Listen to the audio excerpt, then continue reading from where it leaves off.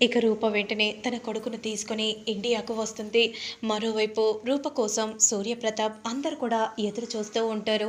Mummy ఇంకొద్దిసేపట్లో రూపని చూడబోతున్నాను mummy అనే విధంగా అనుకుంటూ దీపక్ కూడా చాలా సంతోషంగా చూస్తూ ఉండగా ఇక మరోవైపు అలా తన కొడుకుతో రాగానే వెంటనే అక్కడే ఉన్న కార్ని చూసి అదిగో అదే మన కార్ పదనాని అనే విధంగా అంటూ వెంటనే కారులో ఎక్కి కూర్చోగానే ఇక డ్రైవర్ కార్ని నడుపుతూ ఉంటాడు. అలా వెళ్తూ ఉండగా ఒక్కసారిగా కార్ ఆగిపోతుంది. డ్రైవర్ ఏమైంది మేడం? కార్ కాస్త ట్రబుల్ ఇచ్చింది మేడం. అవునా? ఇక్కడ దగ్గరలో మెకానిక్ ఎవరు లేరా?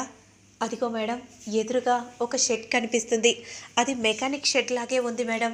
నేను ఒకసారి వెళ్ళి కనుక్కొని వస్తాను అనే విధంగా అనగానే ఇప్పుడు నువ్వు కనుక్కొని రావటం ఈ వర్షంలో మళ్ళీ తడుస్తావు కదా, పద ఈ కార్తో పాటు మనం కూడా వెళ్దాం అని అంటాం. వెంటనే అలా మెకానిక్ దగ్గరికి రాగానే ఎవరైనా ఉన్నారా?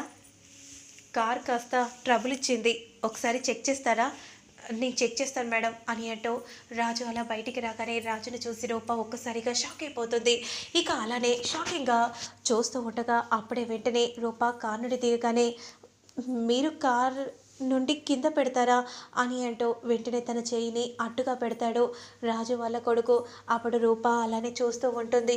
ఎంతో సంతోషంగా రాజు అని అనబోతూ ఉండగా మేడం 6,000 అయింది మేడం, కార్ స్టార్ట్ అవుతుంది అనే విధంగా అనగానే రూప షాకింగ్గా చూస్తూ ఉంటే రాజు ఉన్నావా ఉన్నావా అనే విధంగా అంటూ సొంత పెళ్ళ మాట్లాడినట్టుగా అలా ఒక ఆవిడ రాజు దగ్గరికి వచ్చి చనువుగా అలా ప్రవర్తించగానే రూప ఒక్కసారిగా షాక్ అయిపోతుంది. అంటే రాజు పెళ్లి చేసుకున్నాడా అని అనుకుంటూ అలా షాకింగ్గా చూస్తూ ఉంటాడు.